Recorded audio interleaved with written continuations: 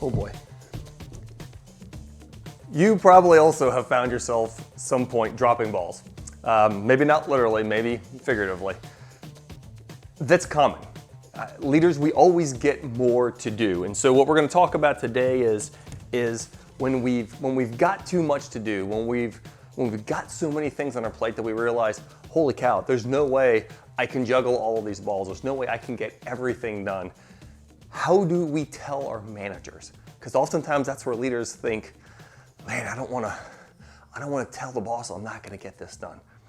When you know darn good and well, it's almost certain that I'm not going to get this done. When I look at what I have to do, when I look at how much time I have to do it in, there's almost no way I can get that done. So we're going to talk about how to do that today. Okay, so first thing, take the language I'm dropping balls out of your vocabulary. So you're gonna remove that. So anytime you're gonna talk to your manager, if you're thinking to yourself, oh man, I'm gonna drop this ball, here's what you can do instead. You want to replace that with, hey, there's going to be a delay. Or you may say, hey, we're waiting to do X.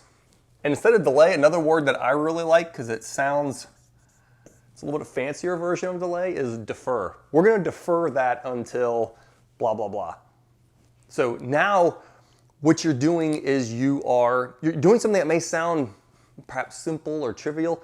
It's really not though, because when you proactively send a message to your manager that you're going to wait on something isn't going to get done in a certain amount of time, what you're doing are some really critical things. So let's list those out. The first one is you are owning your responsibility and you are proactively informing him and others in the business that, hey, this thing, that's not going to happen. Whatever the delay is, doesn't matter. That's not going to happen until this point. So this is really important. You're showing ownership, you're showing proactivity, you're getting out ahead of it, because what people don't like, you probably don't like, are surprises. We don't like the, oh my gosh, the thing didn't get done. Yeah, it didn't get done. Well, if you know, let's say on Monday, that thing that's due on Friday isn't going to get done, if you tell people on Monday, there's a lot more space and time to adjust. If you wait until Thursday afternoon or until Friday to go, hey, we're not going to get that thing done, well, then people don't have nearly as much time to come up with plans or shift resources or negotiate something out that might actually work. Now, let's say you say to your manager, hey, this thing, we're gonna push that into next week. And he says, or she says, hey, listen, that's actually a really big deal. We don't want to defer that. Nope, we want this done now. Okay, no problem. Here's the next thing you say. Okay, what other resources? So now you're beginning to negotiate. What other resources can we bring into this? So now you're asking for something else to help with the problem, and you're going to know what that is. It might be time, it might be additional people, not time. It might be additional people. It might be money to hire a contractor or use some other tool or software to help accelerate this process. So you're asking for something to be added so that you've got the capacity, or your team has the capacity to execute. So this is really about what can we add to the table. Another thing you can say is, all right, I can do that. What are we going to remove? So now this is about what are we subtracting from the workload. So if you want this thing done now or by Friday, just to keep with that example, no sweat, I can do that. What are we taking off the plate?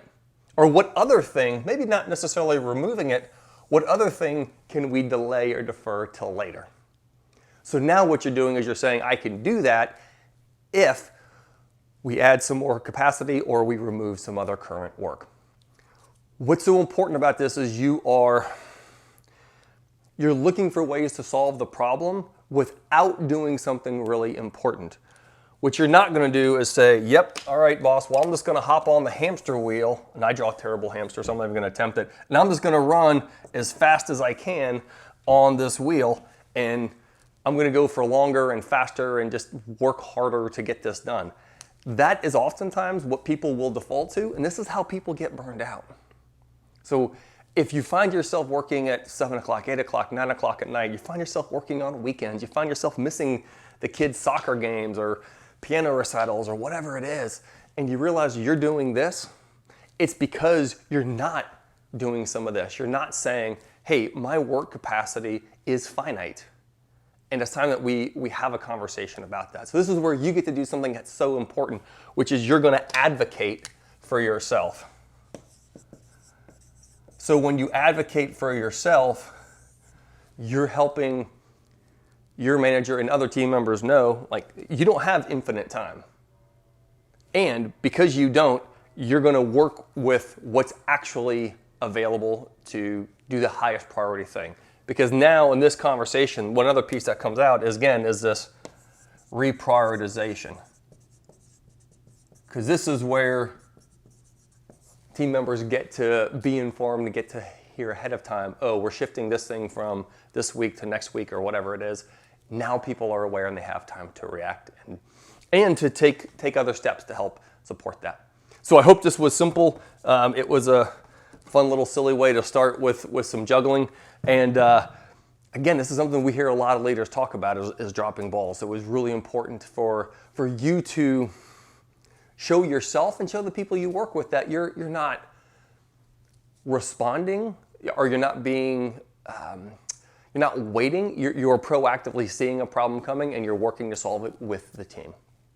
So I hope this video was helpful. If you liked it, please hit the like button. And if you haven't subscribed to our YouTube channel, please do go ahead and subscribe. You can also get our Wingspan Weekly if you go to wingspanperformance.com. Right on the front page, if you go down towards the bottom, you'll see an opportunity to sign up for our newsletter. That way you'll get videos like this. You'll also get all of our written blogs, and you can find our blog library on our wingspanperformance.com website. If you go to the blogs page, we have, gosh, I want to say 110 or something out there now. So it's a lot of great resources. So play with these pieces. If you've got questions on how to do this, please go ahead and post them underneath this video or just send us an email and we're happy to help you guys work through it. Take care.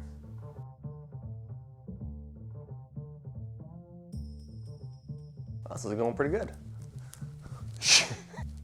Okay, when's you gonna drop?